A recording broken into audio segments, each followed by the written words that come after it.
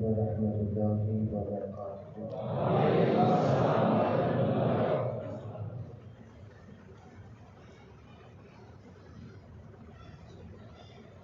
نہایت ہی ادب و احترام کے ساتھ بارگاہ نبی صلی اللہ علیہ وسلم میں درود پاک کا ہدیہ پیش کرے، پڑھیں گا اللہم صلی علی سیدنا و مولانا محمد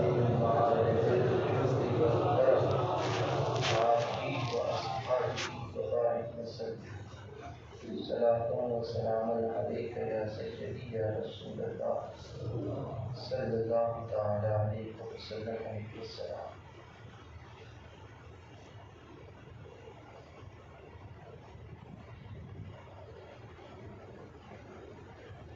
ربیع النور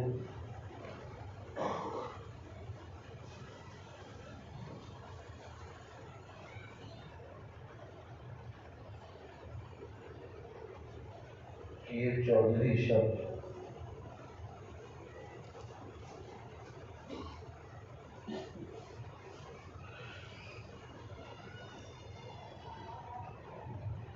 اور اس 14ویں شب میں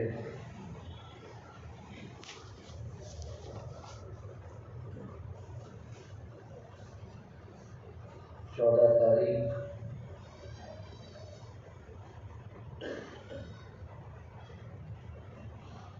قمری اعتبار سے وہ خصوصیت رکھتی ہے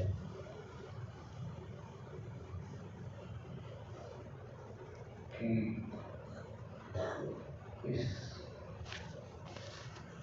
14ویں شب میں چاند مکمل ہوتا ہے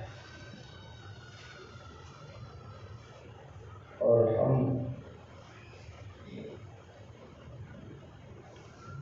اس ذات پاک کا ذکر کرنے کے لیے اس 14 تاریخ کی شب میں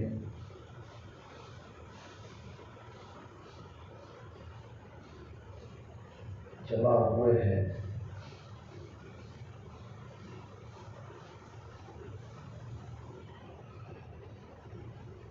جن کی ذات کو اللہ تبارک و تعالیٰ نے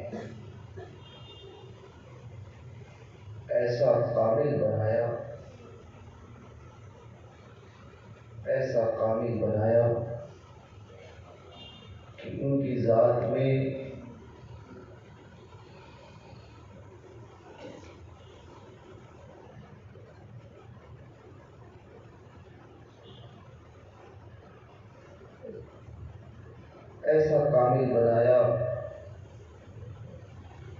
کہ حضرت حسان بن ثابت فرماتے ہیں کہ یا رسول اللہ،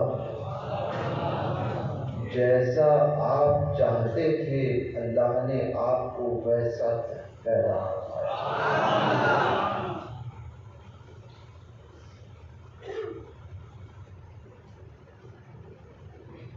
اعلیٰ حضرت اسی بات کو یوں عرض کرتے ہیں، لم یأتی نذیرک فی نظر، لم یأتی نذیرک فی نظر، مثل تو نہ شد پیدا جانا، لم یأتی نذیرک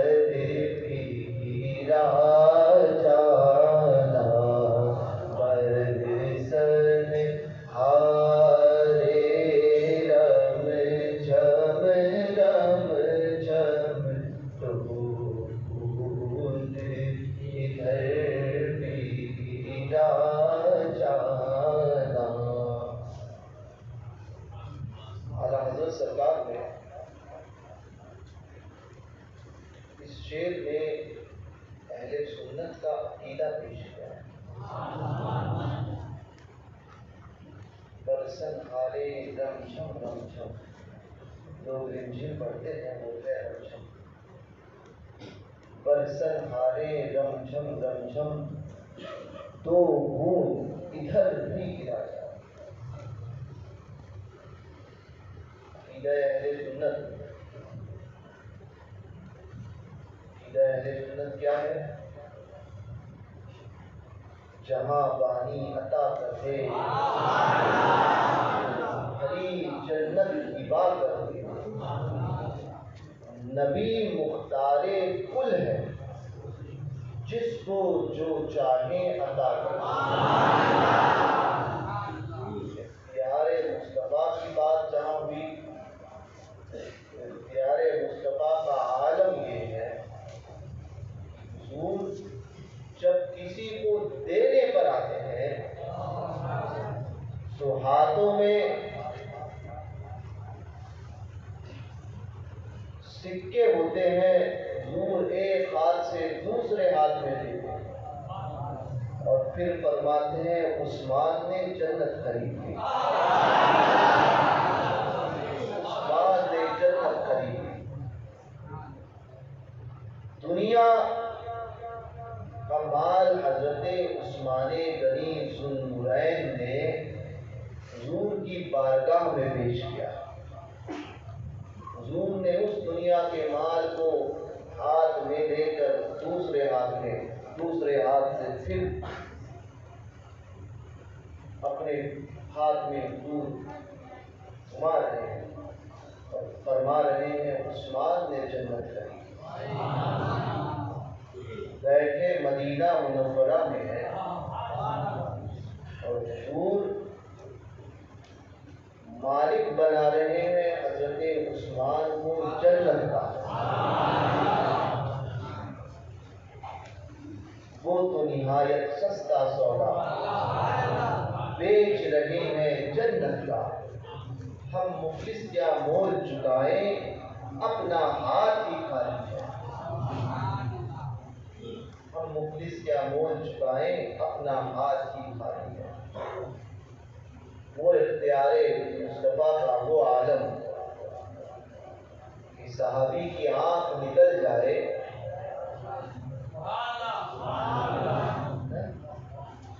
آنکھ نکل جائے حضور کی بارگاہ میں آئے. حضور کی بارگاہ میں آئے اور ایمان بھی کیا تھا صحابہ کا، کیونکہ جانتے تھے نبی مختار کل. حضور کا اختیار کوئی وہابی دیوبندی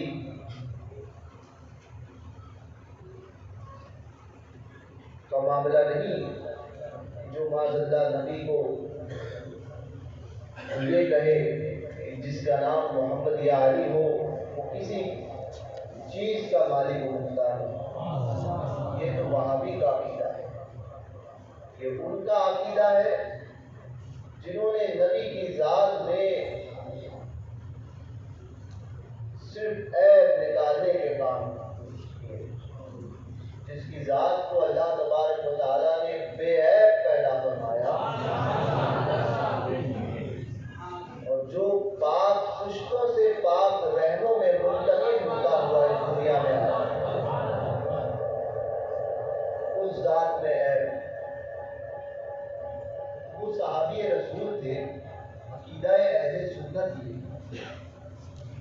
کہ حضور سب کچھ کر سکتے ہیں. چلیے آنکھ نکلی تو کسی کے پاس نہیں گئے، کسی طبیب کے پاس نہیں گئے. وہی بتا دے کہ نکالی ہوئی آنکھ وہ بھی ایسی جس میں زخم پیدا ہوتا ہے، سائنس سے پوچھ لو کیا پھر وہ لگائی جا سکتی ہے. اس آنکھ کو صرف نبی نے اپنے لعاب دہن لگایا، لعاب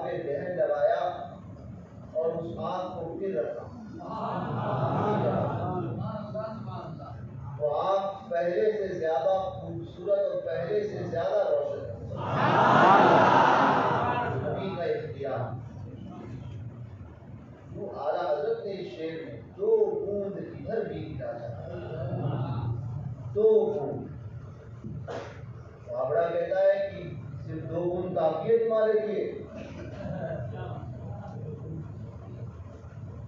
برسن ہارے رمجھم رمجھم، رمجھم برسنے والی بارش میں دو بوند کافی ہے. امام احمد رضا کو سمجھنے کے لیے مجاز میں عشق ہونا ضروری ہے. جس کا مجاز ہی عاشقانہ نہ ہو، امام اہل سنت کو کیا سمجھے؟ اور عاشق وہ ہوتا ہے جو کھڑا ہوتا ہے، جو خود ایک نمبری ہو، وہی امام کو سمجھ سکتا ہے. جس کے اندر دو نمبری کے کیڑے پائے جاتے ہو، وہ امام کو کیا سمجھے؟ کی بارش گر رہی ہے اور امام نے دو بوند کا سوال کیا. میں نے کہا یہیں پر امام اہل سنت نے عقیدہ پیش کیا. عقیدہ کیا؟ دو بوند برسن ہارے رمجھم رمجھم. رمجھم بارش کو دیکھتے ہیں آپ، برستے رہتے ہیں. دو بوند سے ہوتا کیا ہے؟ آؤ امام اہل سنت کے اسی شعر کی تشریح دوسرے شعر میں کہتے ہیں، جس کی دو بوند ہے کوثر و سلسبیل. جس کی دو بوند ہے کوثر و سلسبیل. کوثر اور سلسبیل جو ہے یہ جنت کی دو نہریں، اور یہ جب سے شروع ہوئی ہے تب سے آج تک جاری ہے. تب سے آج تک جاری ہے. اور اس کا عالم یہ کہ جو شخص اس میں سے پانی پینے گا،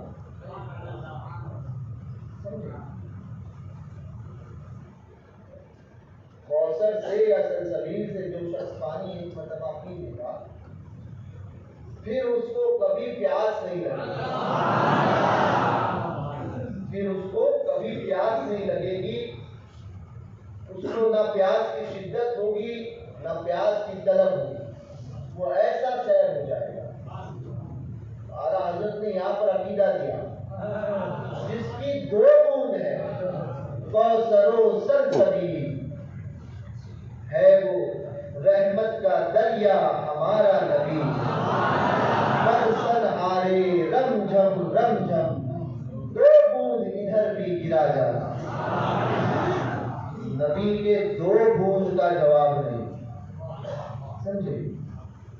سراپا نبی کا جواب تو کوئی لا ہی نہیں سکتا. سمجھے؟ سراپا نبی کا جواب لا ہی کیسے سکتا ہے؟ کیوں اللہ تبارک و تعالیٰ نے کوئی جواب ہی نہیں بنایا.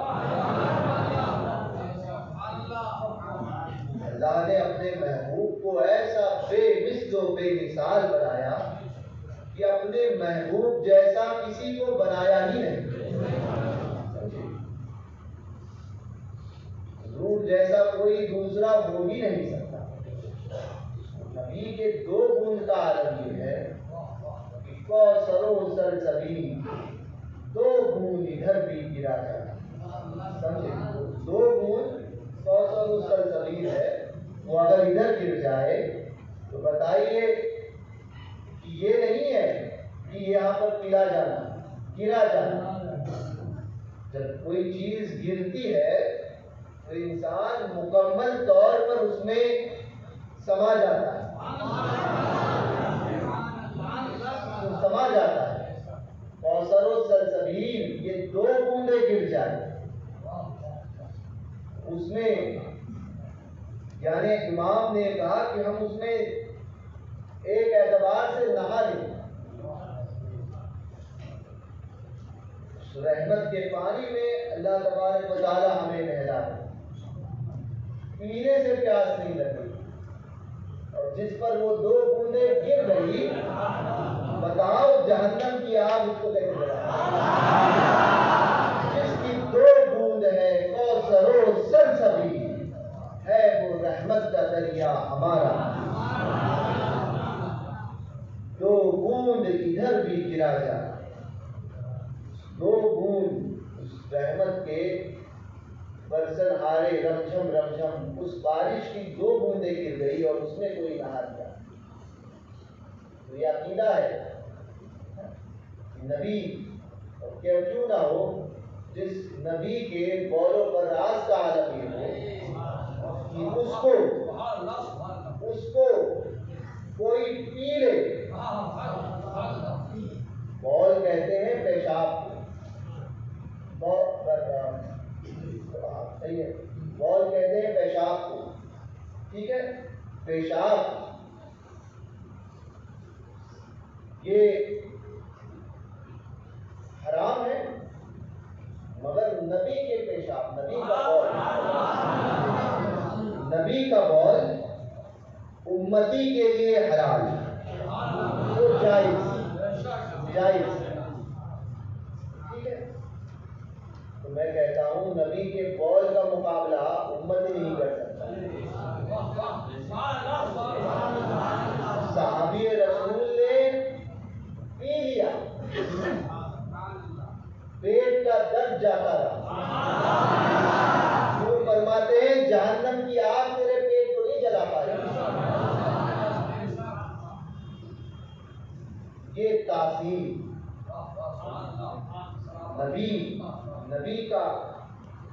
نبی کی برابری کا دعویٰ۔ امام احمد رضا کا عقیدہ دیکھو، عقیدہ پیش کیا امام احمد رضا نے، 2 بوند میں اگر کوئی نہا لے، نبی کی اس 2 بوند میں، اس کے رحمت، نبی کے رحمت کی دریا کی 2 بوند میں نہا لے تو جہنم اس پر اثر نہ کرے، جہنم اس پر اثر نہ کرے۔ یہ اختیار مصطفیٰ ہے، اختیار مصطفیٰ کا اختیار، نبی مختار کل ہے، جس کو جو چاہے عطا کرتے سرکار کا اختیار۔ اسی لیے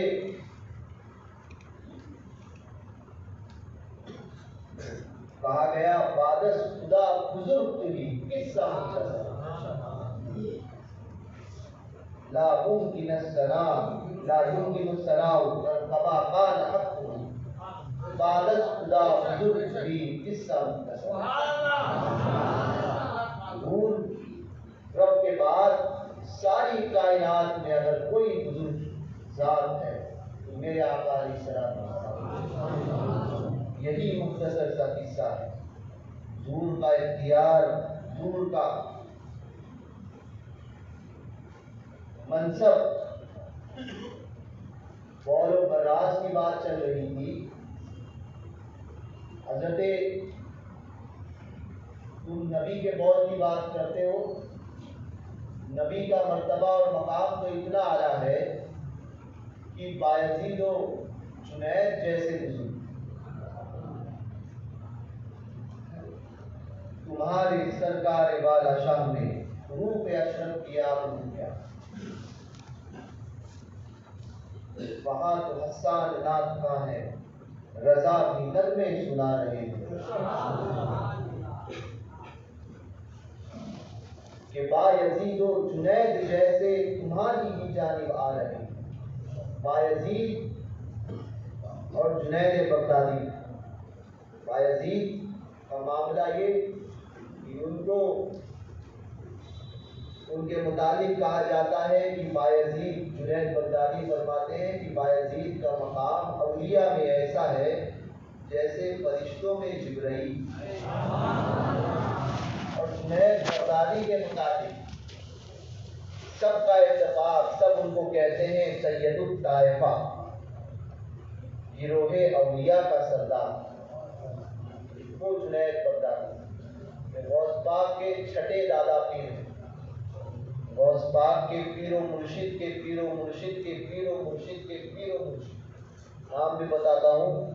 غوث پاک کے پیر و مرشد کا نام ہے حضرت ابو سعید مبارک مخزومی رضی اللہ تبارک و تعالی، ان کے پیر و مرشد کا نام حضرت ابو الفرح سرتوسی رضی اللہ تبارک و تعالی، ان کے پیر و مرشد کا نام حضرت ابو الحسن حقاری یا حکاری رضی اللہ تبارک و تعالی، ان کے پیر و مرشد کا نام حضرت عبد الواحد تمیمی رضی اللہ تعالیٰ، ان کے پیر و مرشد کا نام حضرت ابو بکر شبلی رضی اللہ تبارک تعالیٰ، اور ان کے پیر و مرشد حضرت سید الطائفہ جنید بغدادی رضی اللہ تبارک۔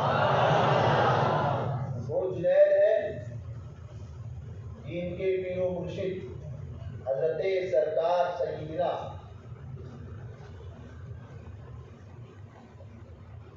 سری سقطی رضی اللہ تبارک تعالیٰ عنہ نے، انہوں سے کسی نے پوچھا تھا حضور کیا کبھی ایسا بھی ہوتا ہے کہ کوئی پیر کوئی مرید اپنے پیر سے مقام و مرتبے میں آگے بڑھ جائے؟ کہا گیا، آپ نے فرمایا ہاں ایسا بھی ہے۔ کہا حضور ایسا کون ہے؟ فرمایا میرا مرید جنید، میرا مرید جنید ہے جو اپنے مرتبے اور مقام کے اعتبار سے مجھ سے بھی آگے ہے، وہ جنید بغدادی ہے۔ جنید بغدادی رضی اللہ تبارک تعالیٰ عنہ ایک مرتبہ بیمار ہوئے۔ پرانے دور میں یہ ڈاکٹرز وغیرہ کے معاملات آج کل کے جیسے نہیں ہوتے تھے، اس وقت طبیب ہوا کرتے تھے، حکیم جو حکمت کرتے تھے، جو نفس دیکھتے تھے، اور جو پرانے لوگ ہیں وہ جانتے ہیں کہ پرانے جو طبیب ہوتے تھے جو حکمت کرتے تھے وہ قارورہ دیکھا کرتے تھے، پیشاب، صبح کا پیشاب جو ہے وہ مکمل طور پر جو ہے وہ دیکھا کرتے تھے، اور اس سے دیکھ کر مرض کو پہچانتے تھے کہ اس شخص کو کون سا مرض ہوا۔ ایسے لوگ، ایسے حکیم اب بہت کم ہوں گے، یا تو سرخ گردن کے جیسے نایاب ہوں گے، مگر 20-25 سال پہلے ایسے حکیم تھے۔ انہی حکیم میں سے ایک یہی حکمت جاننے والے مولانا عبد الغنی نصیر آبادی رحمۃ اللہ تعالیٰ علیہ کے والد ماجد تھے، جو قارورہ دیکھ کر مرض بتاتے تھے۔ تو حضرت جنید بغدادی کا قول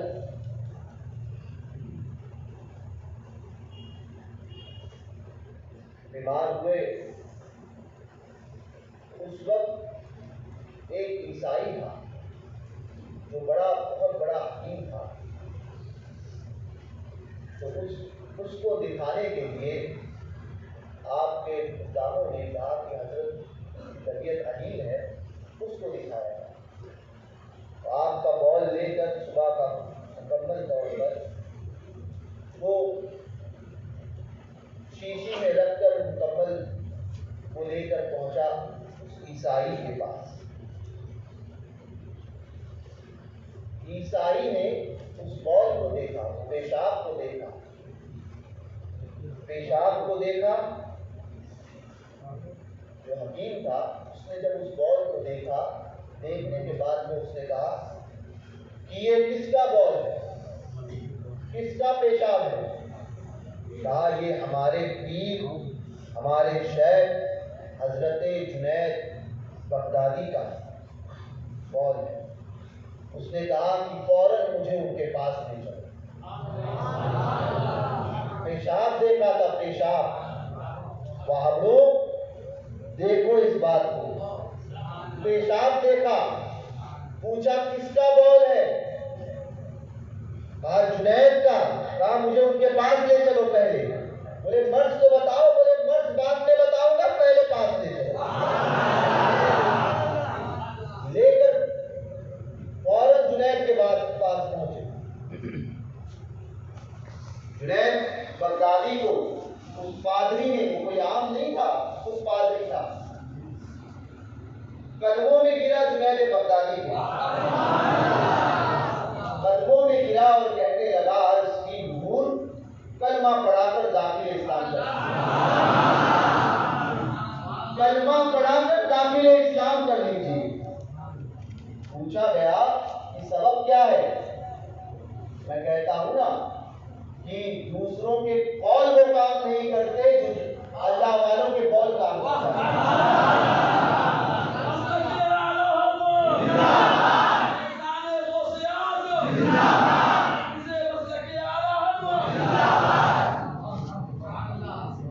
قدموں میں گر گیا ہوگا، حضور کلمہ پڑھا دیجیے۔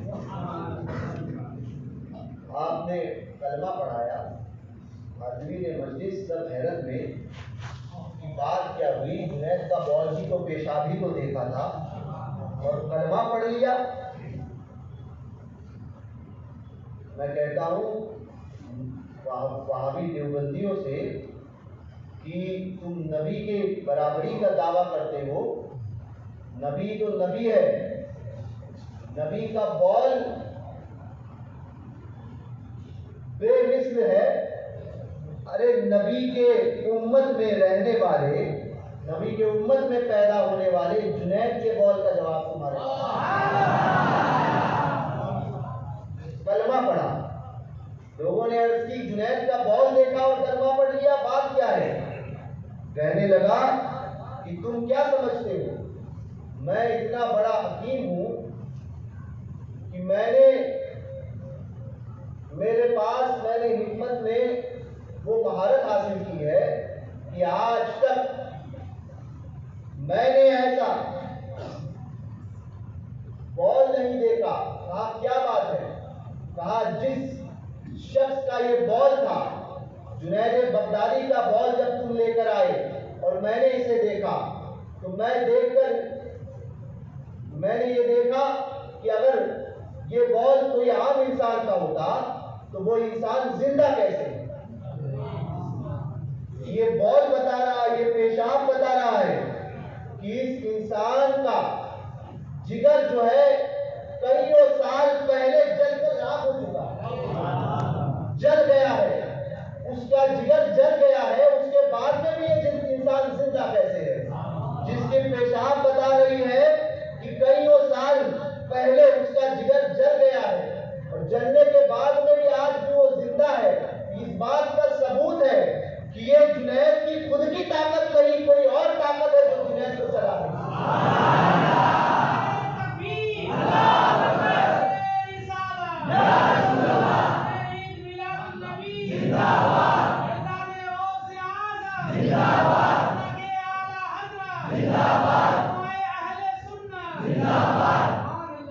کوئی اور طاقت ہے جو جنید کو چلا رہی ہے، کیونکہ ایسا اگر کسی کا جگر جل جائے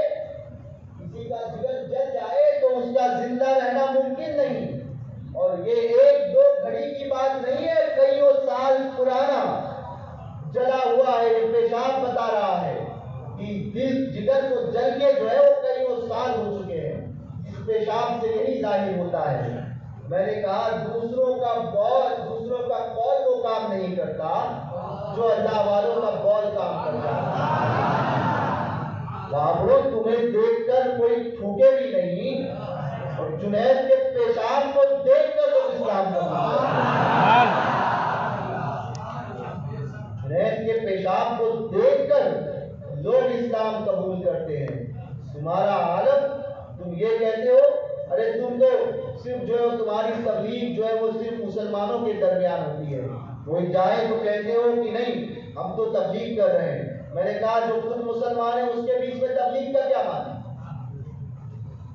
جاؤ جا کر کافروں پر کرو، مگر وہ ہوتی نہیں ہے، کیونکہ کافر وہ رشتے کے اعتبار سے تو تمہارے باپ لگتے ہیں نا، اسی لیے تم سے وہ ان کے اوپر تبلیغ نہیں ہوتی ہے، کیونکہ چور موسیل بھائی سمجھے۔ کسی نے پوچھا حضور مفتی اعظم رضی اللہ تبارک و تعالیٰ عنہ سے، حضور وہابی بدتر ہے یا کافر بدتر ہے؟ اب اولیاء کاملین کا جواب بھی ایسا ہوتا تھا، یہ نہیں کہا کہ کافر جو ہے وہ وہابی جو ہے وہ کافر سے بدتر ہے، کافر اچھا ہے، یہ نہیں فرمایا دونوں ایک دوسرے سے بدتر ہے، دونوں ایک دوسرے سے بدتر ہے، یہ اس سے بدتر وہ اس سے بدتر، دونوں ایک دوسرے سے بدتر ہے۔ چور موسیرے بھائی تمہارا عالم یہ ہوتا ہے کہ تم سے تو ایک کوئی مسلمان ہوتا نہیں. جیسے ایک ہوا تھا مسلمان جس کا یہ تھا کہ مسلمان اس کے اوپر جو ان لوگوں نے بڑی محنت کی تھی. پہلی بات تو ہوتا نہیں, اور کوئی ہو بھی جائے تو ایک انگریز کو کر دیا تھا. جماعتیوں نے ایک انگریز کو مسلمان کیا.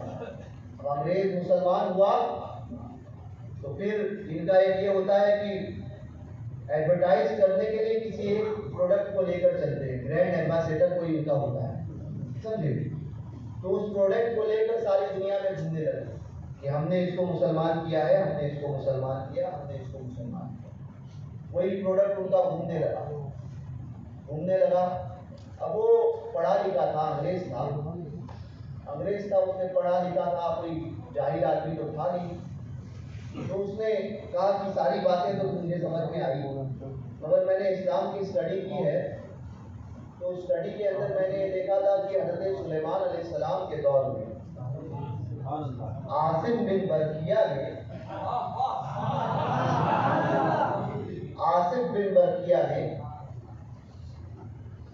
فلک کے جھپکنے سے پہلے تخت بلقیس کو پیش کیا. سلیمان علیہ السلام کے دور میں بلقیس کا تخت تھا. کبھی مفتی صاحب سے, علماء سے اس کی تشریح کرنا, پوچھ لینا کہ وہ تخت کتنا بڑا تھا, کتنا چوڑا تھا, کتنے دروازوں کے اندر تھا, وہ بتائیں گے کیونکہ میرے پاس وقت نہیں ہے.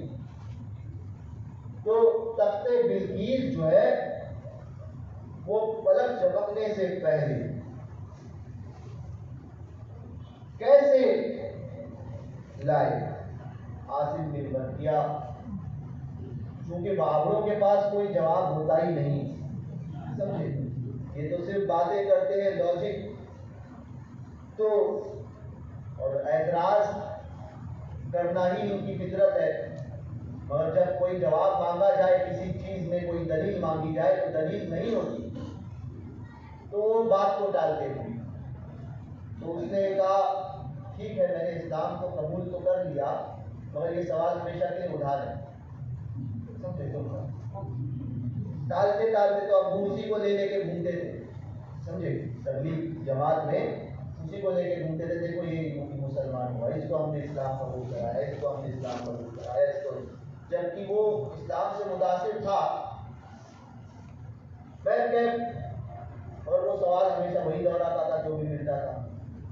مگر جواب ہونے کے لیے نا جماعت میں اولیاء کا ہونا ضروری ہے. وہابوں کی جماعت میں ایک بھی ولی نہیں.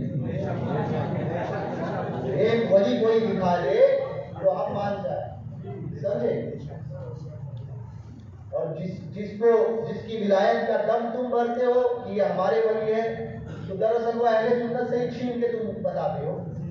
شاہ عبداللہ محدث دہلوی ہو, شاہ ولی اللہ محدث دہلوی ہو, سمجھے. اور جو تمہارے خود ساختہ ولی ہیں ان کا حال تو حافظ ضامن جلال آبادی کے ہے نا ارواح ثلاثہ میں وغیرہ ساری چیزیں موجود ہیں کہ کیا تھی جو ان کے خود ساختہ ولی ہیں. ان کو تو ان کے لوگ بھی نہیں مانتے. حافظ ضامن جلال آبادی کا واقعہ کبھی علماء سے اکیلے میں سننا, ایک منبر پر بیان کرنے والا واقعہ نہیں. جن کے اور جو ان کی جماعت کے باقاعدہ جو ان کے خود ساختہ مجدد ہے, سمجھے, اور ایسے تجدیدی کارنامے کیے ہیں کہ ہائے ہائے کہ اس کے فالوورز کو بھی جب یہ باتیں پتہ چلے تو وہ بھی شرما جائے, سمجھے. ان کے تقلید کرنے والوں کو بھی پتہ چلے. مثال کے طور پر تھانوی لکھتا ہے کہ اگر انگلی پر نجاست لگ جائے تو کیا کیا جائے, ناپاکی.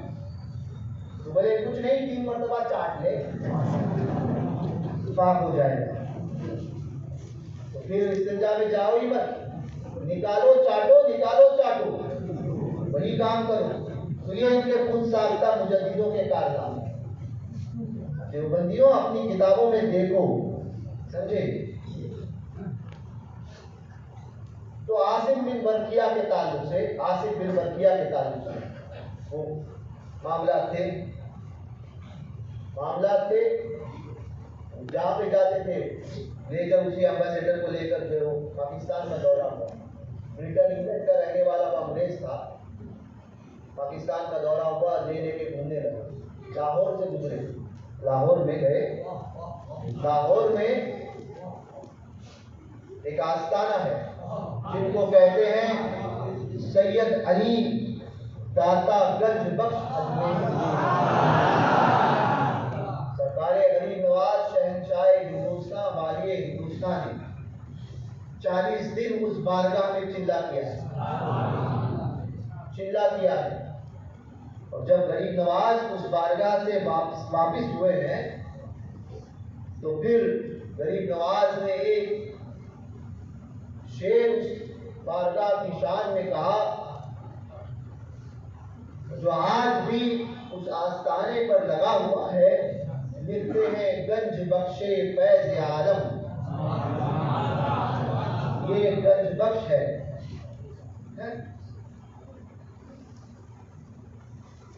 گنج بخشے فیض عالم مظہر نور خدا، نافی سارا پیر کامل کامل آرا رہنما.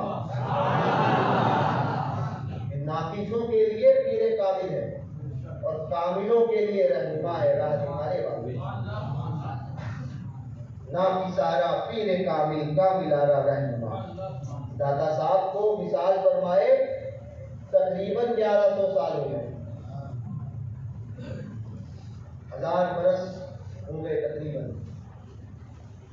دادا صاحب وہ گزر گئے تو وہاں سے اس کا گزر ہوا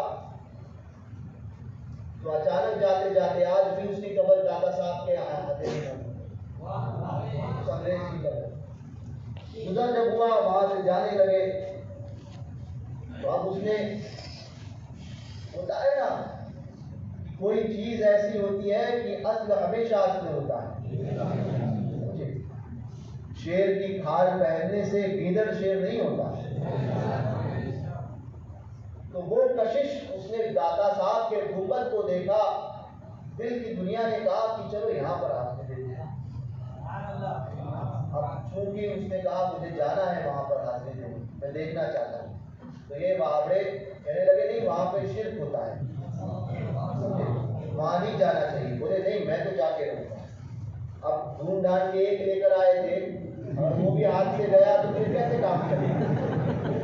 جانے نہیں دیا، روکا. اس نے کہا مجھے تو جانا ہے. ہوتی ہے نا انگریز کھوپڑی سے لڑے گا کون. گیا آخر بالآخر جو ہے تھکا کے یہ بھی پہنچے پیچھے پیچھے وہ آگے آگے. اب جا کے تھکا کے اب وہ وہاں پر بیٹھا. اب وہ بیٹھا یہی سوچ رہا تھا. دادا صاحب کے آستانے کو اس نے دیکھا، دل میں کچھ بات کر رہا.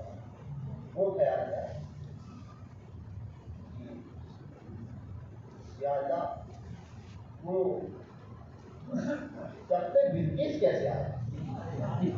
پلک جھپکنے سے پہلے، پلک جھپکنا سمجھتے آپ، یہ نہیں ہے کہ سو کے اٹھے ہیں. یہ پلک جھپکنے سے پہلے، پلک جھپکنے سے پہلے سلیمان علیہ السلام کے دربار میں تخت بلقیس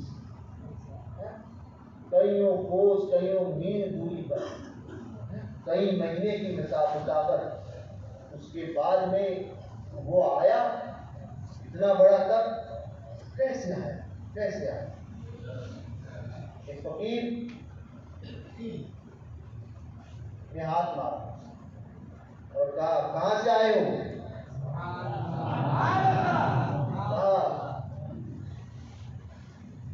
انگلینڈ سے آیا ہوں. بولے اچھا. بولے دادا صاحب نے حاضری. بولے ہاں. بولے دادا صاحب میں سب کچھ ہوتا ہے، دل کی مراد پوری ہوتی ہے. بولے ہاں. تو بولے کیا سوچ رہے ہو. بولے میرا ایک سوال ہے، میں تو انگریز تھا. بولے اچھا سوال کیا ہے. بولے سوال تو یہ ہے. بولے مگر وہ کوئی حل نہیں کر پایا. بولے تو سوال تو بتا.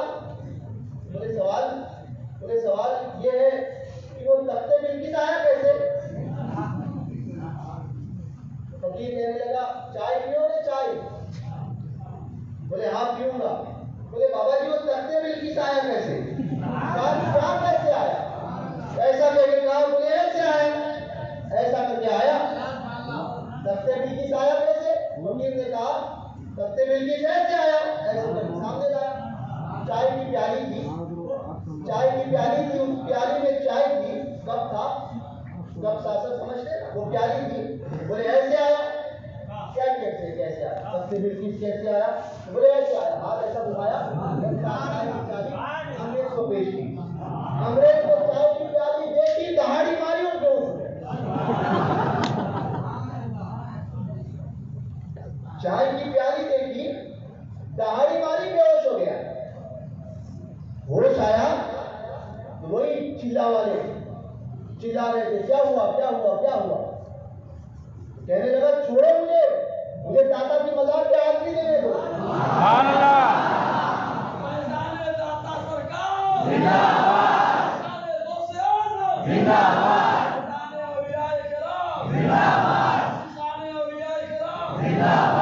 مجھے داتا کی بارگاہ میں حاضری دینے دو. بولے ماجرا کیا ہوا؟ بولے ماجرا کیا ہے؟ اب سمجھ میں آیا کہ تم کیوں جانے سے روکتے تھے. اب سمجھ میں آیا. بولے کیا بات ہوئی بتا تو صحیح. بولے سننا چاہتے ہو سن. میں نے تم سے یہ سوال پوچھا تھا کہ تختے بلقیس آیا کیسے. تم سب جو ہے جواب دینے سے کافر تھے. میں یہاں داتا کی بارگاہ میں آیا. سرکار داتا علی حضرت کی بارگاہ میں بیٹھا. داتا صاحب کی بارگاہ میں نے یہ سوال کیا داتا وہ سب تختے بلقیس آیا کیسے. فقیر نے آ کر کہا کیا کیسے آیا کیسے آیا. کہتا ہے ایسے آیا. تو آ کر چائے کی پیالی پیش کی. جانتے ہو یہ چائے کی پیالی کہاں کی ہے؟ کیا بات ہے. یہ ہندوستان کی نہیں بلکہ یہ میرے گھر کی پیالی ہے. یہ چائے کی پیالی میرے گھر کی ہے.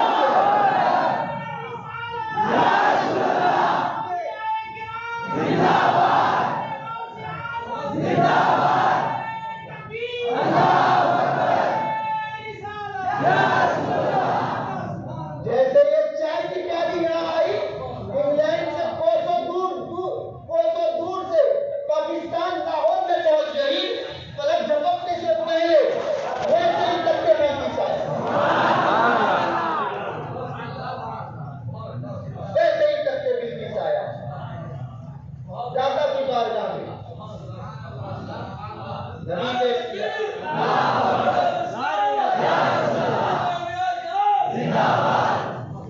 نبی کے اختیار کی بات کرتے ہیں. امت کے ولی کے اختیار کا جواب تمہارے پاس ہے. اختیار اولیاء. اور یہ آصف بن برقیہ کا واقعہ تو قرآن سے ثابت ہے. قرآن میں اس کا ذکر ہے. وہ سلیمان علیہ السلام کے امت کے ولی تھے اور یہ محمد الرسول اللہ کی امت کے ولی تھے. اور دونوں نسبتیں, یہ امت بھی اور آج بھی. یہ دادا صاحب تصرفات اولیاء, دور کے اختیار کی بات, 2 بوند کی بات, دور کے اختیار کی بات.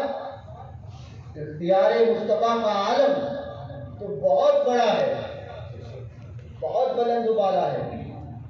تم حضور کے امت کے اختیار کا جواب نہیں لا سکتے. امت کے اختیار کا جواب نہیں لا سکتے. امت میں ایسے ایسے اولیاء کاملین ہوئے ہیں جنہوں نے آن آپ کشمیر چلے جائیں. کشمیر میں حضرت غلام علی شاہ بادشاہ رحمۃ اللہ تعالیٰ, یہ حضرت موسیٰ کاظم رضی اللہ تبارک و تعالیٰ عنہ کے اولاد میں ہے. 205 یا 7 سال مثال تو آپ کے ہوئے ہیں حضور اچھے میاں کے دور کے بزرگ. غلام علی شاہ بادشاہ وہ بزرگ ہیں جن کے تعلق سے کہا جاتا ہے, کشمیر کے اولیاء نے ان کے متعلق فرمایا ہے کہ جسے براہ راست اپنی عرضی غوث پاک کی بارگاہ میں پہنچانی ہو، وہ غلام علی شاہ بادشاہ کی بارگاہ میں، بابا غلام شاہ بادشاہ۔ بابا غلام شاہ بادشاہ انہیں شہنشاہ جبال کہتے ہیں، پہاڑوں کا بادشاہ۔ بابا غلام شاہ بادشاہ رحمۃ اللہ تعالیٰ علیہ نے نکاح نہیں فرمایا تھا، مجرد تھے۔ آپ کے بھائی کی اولاد جو ہے وہ آج بھی کشمیر میں موجود ہیں۔ تو بابا غلام شاہ بادشاہ رحمۃ اللہ تعالیٰ علیہ ایک مرتبہ بیٹھے ہوئے تھے،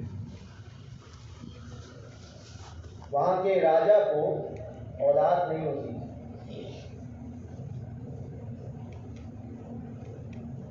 لاولد تھا، ہندو تھا، اولاد نہیں ہوتی تھی۔ بابا کی بارگاہ میں اس نے عرضی پیش کی۔ بڑا طویل واقعہ ہے، اور حضرت عورتوں سے ملاقات نہیں کرتے تھے، اور کسی سے بادشاہوں سے بھی نہیں ملتے تھے، صاحب ثروت حضرات سے بھی نہیں ملتے تھے، بہت جلال میں آتے تھے اور اپنی جھوپڑی میں رہا کرتے تھے۔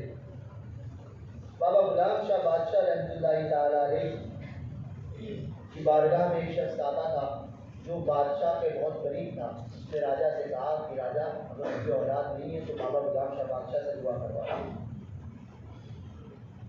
مگر اگر تم ایسے چلے جاؤ گے تو بابا ملاقات نہیں کریں گے۔ ایسا کرنا کہ تہجد کے وقت بابا اپنی جھوپڑی سے، اپنی کٹیا سے باہر آتے ہیں، اس وقت جو ہے وہ حضرت کے قدموں میں تم دونوں میاں بیوی گر جائیں۔ رات بھر وہ راجا جو ہے اس کے راجا رات بھر وہاں پر رکا، پہاڑی پر تہجد کے وقت جب ذکر و اذکار کر کے تازہ وضو کرنے کے لیے حضرت بابا غلام شاہ بادشاہ اپنی کٹیا سے باہر نکلے، اپنی خانقاہ سے باہر آئے، یہ لوگ جھاڑیوں کی آڑ میں میاں بیوی کے دونوں طرف کر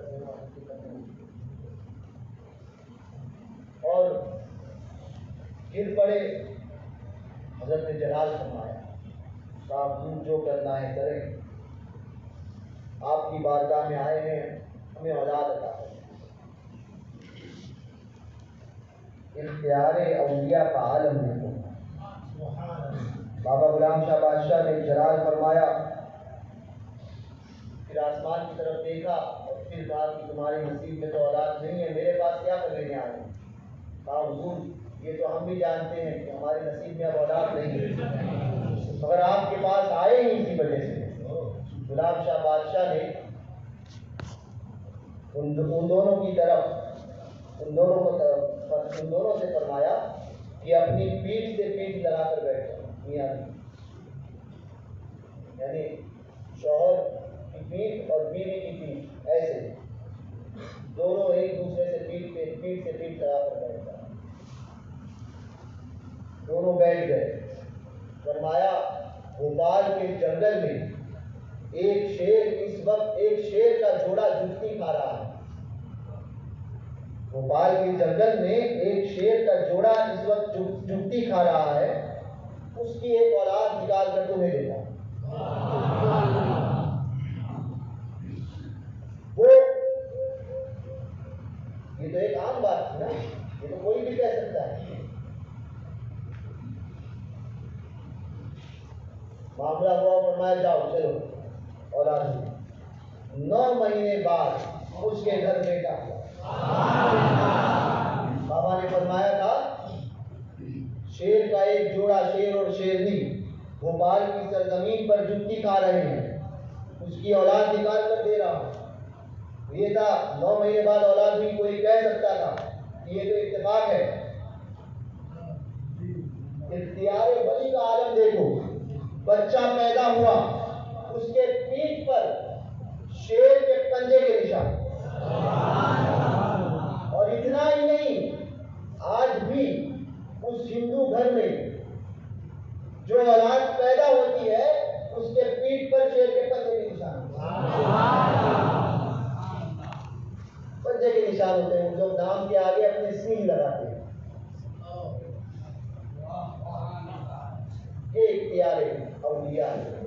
نبی کے اختیار کی بات کرنے والوں اختیار اولیاء کا عالم، حضور کے اختیار کے، حضور کے غلاموں کا اختیار یہ ہے آل باہی کو کیا سے کیا کرتے ہیں. سرکار دو عالم صلی اللہ تبارک و تعالیٰ عنہ کے غلاموں کا اختیار یہ ہے تو سرکار کے عظمتوں کا عالم کیا ہوگا، حضور کی رفعتوں کا عالم کیا ہوگا. اس لیے سنیوں، جس نبی کا کلمہ ہم پڑھتے ہیں ہم نے اس نبی کا کلمہ پڑھا ہے جس نبی کو اللہ تبارک و تعالیٰ نے با اختیار بنا کر دیا، با اختیار بنا کر پیدا فرمایا. اس نبی کا کلمہ ہم نے پڑھا ہے. وہ دیوبندی اور وہابی کا کوئی فرضی نبی ہوگا، دیوبندیوں کا وہابیوں کا کوئی فرضی نبی ہوگا جو مر کر مٹی میں مل گیا. ہمارا نبی آج بھی زندہ ہے، آج بھی زندہ ہے اور آج بھی ہمیں سنتے ہیں، ہماری مدد کرتے ہیں اور حضور ہمارے ہر احوال سے حضور واقف ہے. یہ نبی کا اختیار ہے. سنیوں، سنی اپنے نبی کو ایسا مانو جیسے ماننے کا حکم دیا ہے، جیسے عین اللہ کے منشا کے مطابق ہے، جیسے اللہ تبارک و تعالیٰ نے اپنے محبوب کو ماننے کا حکم دیا ہے. سمجھ میں آئی بات؟ یہ چیزیں نبی کے اختیار کی باتیں تو میں نے کہہ دی. بس یہی کہوں گا کہ سنی صحیح العقیدہ بن کر رہنا، وہابی ہو، دیوبندی ہو، رافضیت ہو، جماعت غیر اسلامی ہو، تبلیغی جماعت ہو، نہ انہیں اپنے مسجدوں میں آنے دینا، نہ اپنے محلوں میں، نہ انہیں اپنے گھروں میں. رشتہ داریوں سے بچو، اس لیے کہ ہم مریں گے اور مرنے کے بعد میں نبی کی بارگاہ میں منہ ضرور دکھانا. تو ہر کوئی اپنے ایمان کا ذمہ دار ہے، اسے جانا ضرور ہے بارگاہ رسالت میں منہ دکھانا. قبر میں حضور کی بارگاہ میں پیش ضرور ہونا ہے، قبر میں حضور کی بارگاہ میں پیش ہونا ہے. فرشتے جو ہے وہ انہی کے متعلق سوال کریں گے، انہی کا چہرہ دکھایا جائے گا. آپ کی اطلاعات کو دیکھا جان دی، قبر میں پہنچا تو دیکھا آپ ہے. انہی کی بارگاہ میں، انہی کی عدالت میں پیش ہونا ہے. سمجھے؟ فرشتے جو پوچھنے آئیں گے نا تو اسی کائنات کے اسی حاکم کا چہرہ دکھایا جائے گا جو سارے کائنات کا حاکم ہے اور جو ساری کائنات کا مالک و مولا ہے. اسی حاکم کو پیش کیا جائے گا کہ اس حاکم کے تعلق سے تو کیا کہتا ہے. کیا انہیں حاکم مانتا تھا؟ جب کوئی عاشق ہوگا تو کہے گا آپ کی طلب کو دیکھا جان، قبر میں پہنچا تو دیکھا آپ ہے. وہ عاشق کہے گا آپ کی طلب خدا کا آئینہ جس میں چمکے حق کا جلوہ ہے. اس بارگاہ میں منہ ضرور دکھانا ہے. اس لیے عمل کے اعتبار سے اگر کوئی کمی رہ جائے تو اللہ اپنے فضل سے معاف کر دے، مگر عقیدے میں کمی رہ جائے تو معافی کی کوئی گارنٹی نہیں ہے، کوئی راہ ہو ہی نہیں سکتی. عقیدہ اتنا مضبوط ہونا چاہیے کہ عقیدے کے معاملے میں کسی کے ساتھ میں کوئی سمجھوتا نہیں. یہی معاملہ ہوتا ہے کہ ہم دیوبندیوں کے ساتھ میں، رافضیوں کے ساتھ میں، جماعت غیر اسلامی ہو، سلح کلیوں کے ساتھ میں اٹھتے ہیں اور بیٹھتے ہیں اور پھر کہتے ہیں ہم مسلمان ہیں. حضور کی حدیث پاک ہے کہ تم میں سے اس وقت تک کوئی کامل مومن ہو نہیں سکتا جب تک کہ وہ اپنی جان سے زیادہ مجھ سے محبت نہ کرے. جان سے زیادہ، مال، اپنی اولاد، سب سے زیادہ، یہاں تک کہ اپنی جان سے زیادہ انسان تبھی محبت کر پائے گا جب کسی پر انسان فدا اسی وقت ہوتا ہے جب اسے ٹوٹ کر چاہے، اور وہ چاہت تب پیدا ہوتی ہے جب اس کے دشمنوں سے دشمنی دشمنی ہو. قاضی ثناء اللہ پانی پتی فرمایا کرتے تھے کہ محبت کا تقاضا یہ ہوتا ہے کہ محبوب سے دوستی اور محبوب کے دشمنوں سے دشمنی. یہ محبت کا تقاضا ہے. سمجھے؟ وہ اپنے اندر یہ عشق پیدا کیجئے. موت تو آئے گی اور مرنا ضرور ہے, قبر میں جاؤ گے ضرور, مگر اس وقت تمہارے لیے تمہارا عقیدہ تمہارے ساتھ ہوگا, تمہارے اعمال تمہارے ساتھ ہوں گے, اور اعمال اس وقت تمہیں کام آئیں گے جب عقیدہ اپنے ساتھ میں لے کر جاؤ گے. عقیدہ, جس اعمال کے ساتھ عقیدے کی مہر ہوگی نا, وہی عمل تمہارے کام آئے گا. جس اعمال پر محبت رسول کے عقیدے کی مہر نہیں ہے, وہ اعمال حکم پر مار دیے جائیں. سمجھے؟ تو اس وقت کوئی دوسرا کام نہیں آئے گا. دنیا میں وہابی کے ساتھ میں حالات خراب تھے, دنیا میں وہابی کے ساتھ میں اٹھا تو ہمارے میں مجبور تھا. اس وقت کوئی مجبوری نہیں کام آئے. اس وقت تم سے پوچھا جائے گا کہ محبوب کی محبت کا تقاضا کیا تھا. تقاضا محبوب یہی تھا کہ دشمن رسول کے ساتھ تو اٹھے اور بیٹھے. یہی کلمہ تو پڑھتا تھا. جو نبی کو کسی چیز کا مالک و مختار نہ مانے, اسی کے ساتھ اٹھنا بیٹھنا تو پسند کرتا تھا. یہ پوچھا جائے گا تم سے. یاد رکھنا, اس وقت شرمندگی اور اس وقت ہاتھ ملنے سے بہتر ہے اس دنیا میں متسلط ہو جاؤ. اپنے اندر تسلط پیدا کرو. دیوبندی, وہابی اور بد مذہب کو غلط کہنا سیکھو اور اس کے خلاف کھڑے ہونا سیکھو. سمجھے؟ یہ نہیں کہ یہ بھی صحیح اور وہ بھی صحیح, اس کا بھی کھائیں گے اور اس کا بھی کھائیں گے, اس کے ادھر بھی جائیں گے اور اس کے ادھر بھی جائیں گے. نہیں, عقیدے میں مضبوط ہونا بہت ضروری ہے. جب تک عقیدے میں مضبوط نہیں ہوگے نا, ایمان کی لذت کیا ہے, ایمان کی چاشنی کیا ہے, وہ آپ کو محسوس نہیں ہوگی.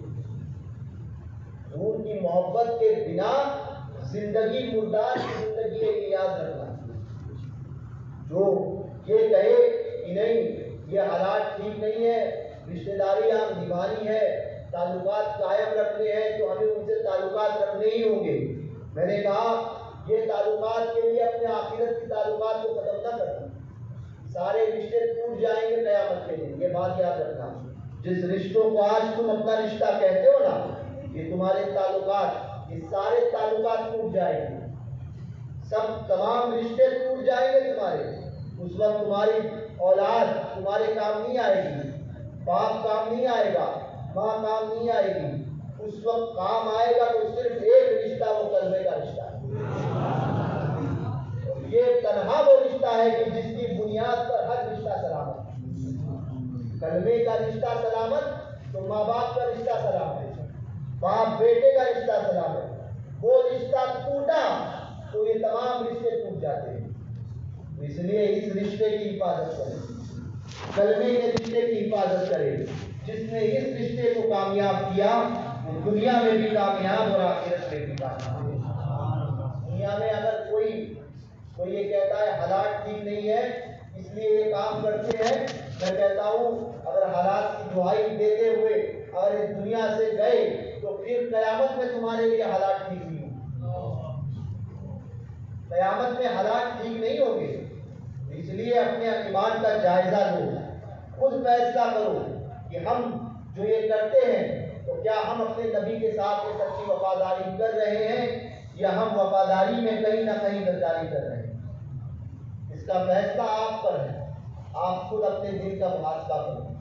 کیا ہم جو اپنے نبی کے ساتھ میں یہ جو غداری کر رہے ہیں اور ہم اپنے آپ کو سنی کہتے ہیں اور حضور کے دشمنوں کے ساتھ میں وفاداری اور رواداری رکھتے ہیں, کیا ہمارا یہ عمل صحیح ہے؟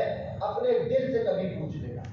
اگر ضمیر زندہ ہوگا نا, دل میں اگر احساس, ایمان کا احساس موجود ہوگا تو دل ضرور کہے گا کہ نہ یہ محبت کا تقاضا نہیں. اس تقاضے کو پورا کرو. اپنے علاقوں میں, اپنے محلوں میں بد مذہبیت جو بڑھ رہی ہے اس کو روکنے کی کوشش کرو. منبروں سے بھی اس کا رد کرو، مسجدوں سے بھی اس کا رد کرو، گھروں سے بھی اس کا رد کرو۔ اللہ تبارک و تعالیٰ کہنے سننے سے زیادہ مجھے عمل کی توفیق عطا فرمائے، کیونکہ 12ویں شریف کا مہینہ ہے، حضور کی میلاد ہے، اسی لیے میلاد کے چند اشعار میں پڑھتا ہوں۔ ہو سکے تو دو جانب ہو کر بیٹھے، کیونکہ یہ حضور کی میلاد کی بات ہے۔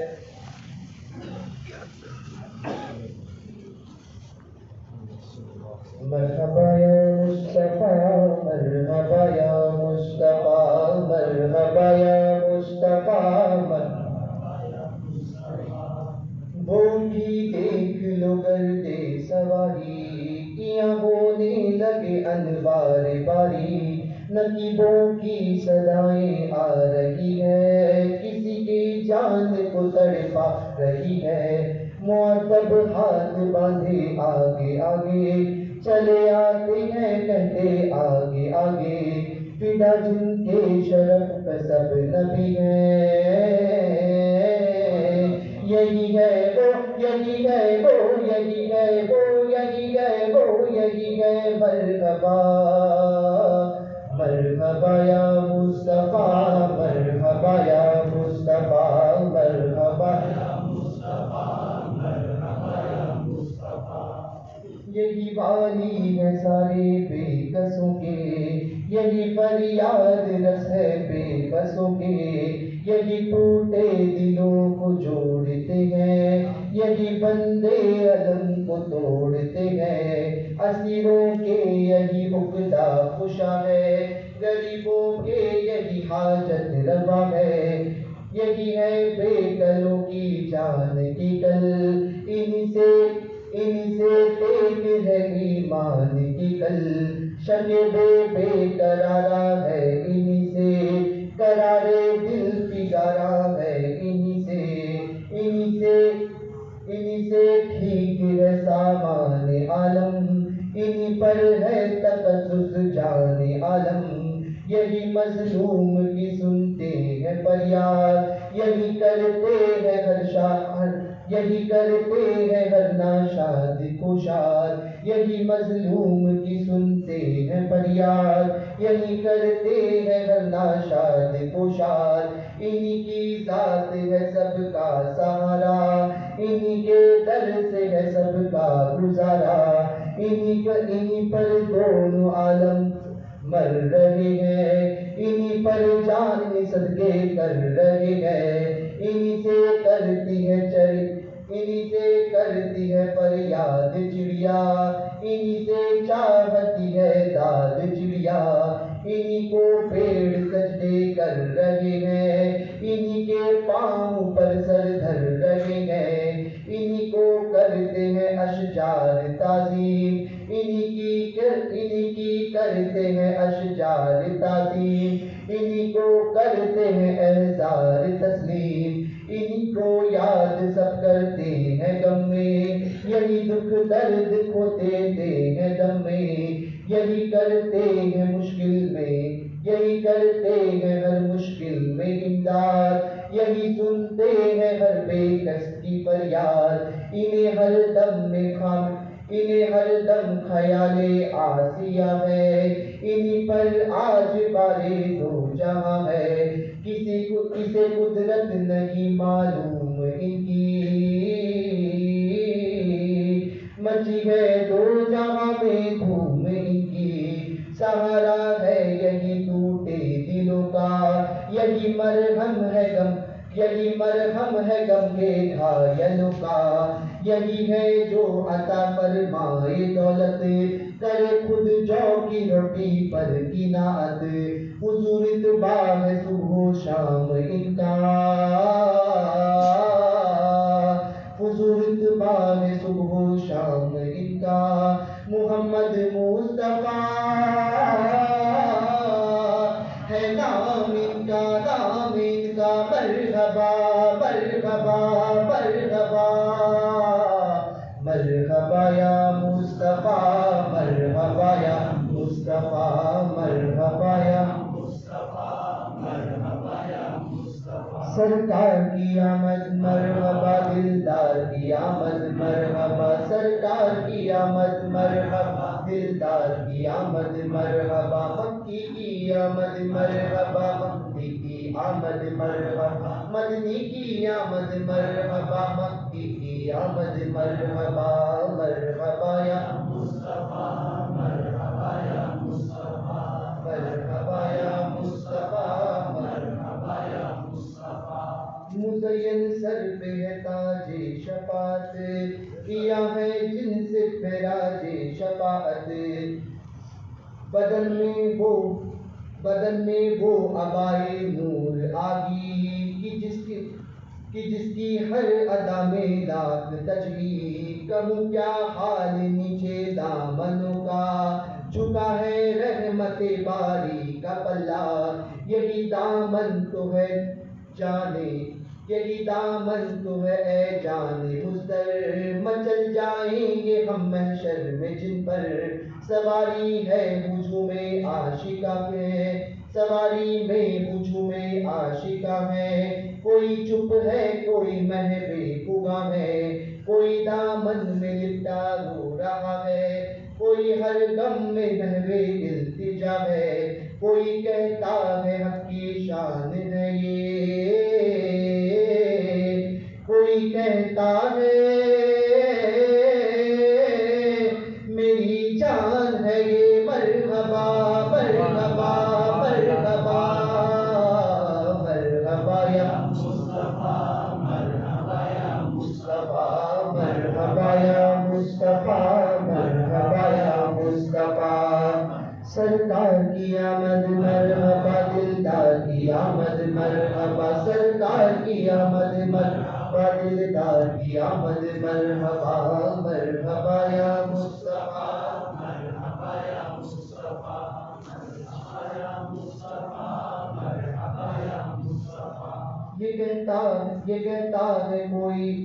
کہتا ہے کوئی بیمار فرقت، ترقی پر ہے اب آزار فرقت، ادھر بھی ایک نظر ہو تاج والے، کوئی کب تک دل مضطر سنبھالے، سے محضوری برآمد جان عالم، ترحم یا نبی اللہ ترحم، ناکر رحمت للعالمین، سے محروم چرا فارغ نشینی، بہت نزدیک آ پہنچا، بہت نزدیک آ پہنچا وہ پیارا، فدا ہے جان و دل سے سر ہمارا، فدا ہے جان و دل سے